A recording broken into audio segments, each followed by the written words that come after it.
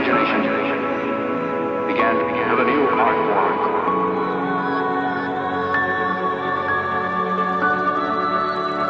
Makes me feel I belong to something.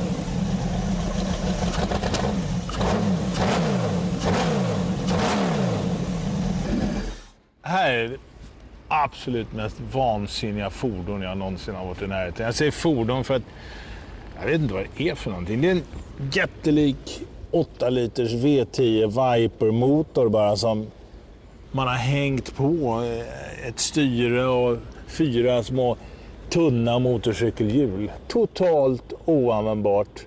Går knappt att svänga med.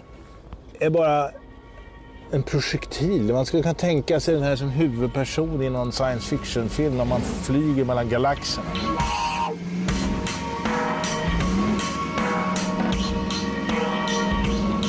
Det här är wacko rakt igenom. Det här är inga lampor här framme utan här sitter gasspjällen. Det ligger ett kylare ovanpå hela motorpaketet här istället för tank. Tanken sitter här framme, den rymmer 2,5 gallon. Alltså någonstans drygt 10 liter. Man kommer väl några kilometer på det kan jag tänka mig. Ja, det är 2 motorcykelhjul. Det är fullständigt vansinnigt och märkligt. Men de är alltså individuellt upphängda så här så att det går att luta den. De åker parallellt upp och ner så att det går att svänga med den. Titta på bromsarna, vad roligt. Man har bromsskivorna i ytterkant på fälgarna här och så dubbla ok som kniper åt på båda sidorna. Och så är det bara motor.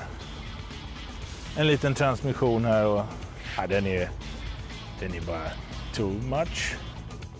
What it does really is it gives our designers a chance to show off outside the boundaries of doing a production vehicle. So yeah, I think in some ways there is some public relations or public benefit to showing off just how good we think we are. And we do think our design team is among the very best in the world. En helt oemotståndlig pryl som Chrysler gör, tror jag, mest för att visa att där finns inga gränser. Man kan göra det mest vansinniga, omöjliga. 500 hästar, 600 kilo. Gud vad fränt. En sån här vill jag ha.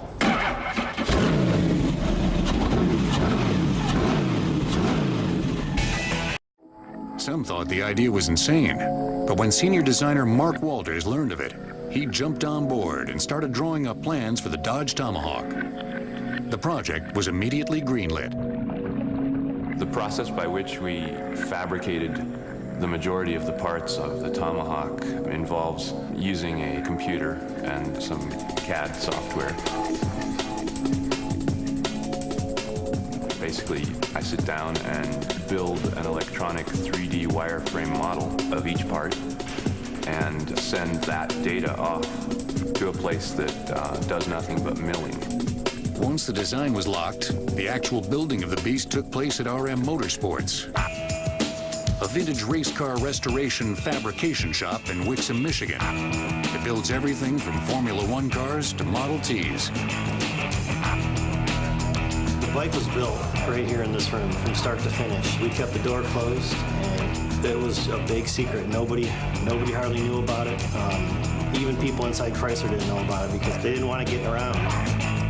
And after nearly 6 months of pounding away in total secrecy, the Tomahawk was finally finished and ready for its highly publicized debut at the North American International Auto Show on January 5th, 2003.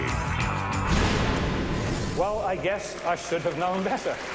At the climax of the show, the bike was to be ridden out into a sea of eager reporters by the chief operating officer and second in command at DaimlerChrysler, Wolfgang Bernard. We were all really, really nervous. A lot of things could have gone wrong, you know. Maybe you just stall the thing on the ramp or something, you know, that would have been really embarrassing. Luckily, the stunt went off without a hitch, and the bike took to the stage like a silver bullet. The audience was in awe.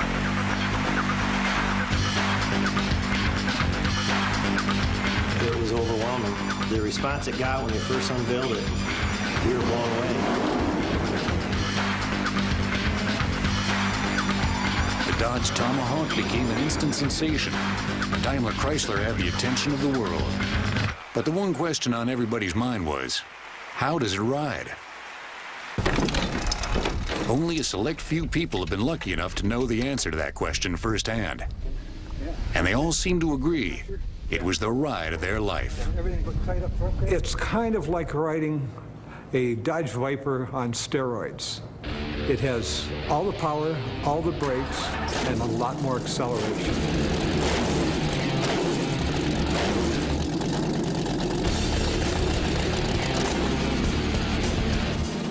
The first time I got on the Tomahawk, I gunned it pretty good.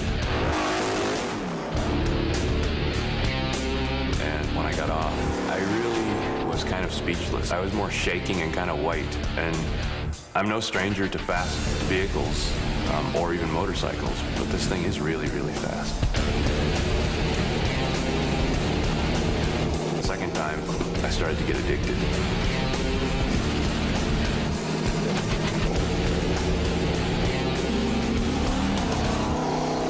In perfect conditions, this vehicle is estimated to have a potential top speed of over 400 miles per hour. That's not surprising considering it's fueled by the same engine as the Dodge Viper, one of the fastest sports cars on the road today. Yet, it's half the weight. The things that the two vehicles, the Tomahawk and the Viper, have in common are obviously the power plant and the fact that there are 4 wheels on both vehicles. And I would say the quantity of testosterone that's in the mix of both.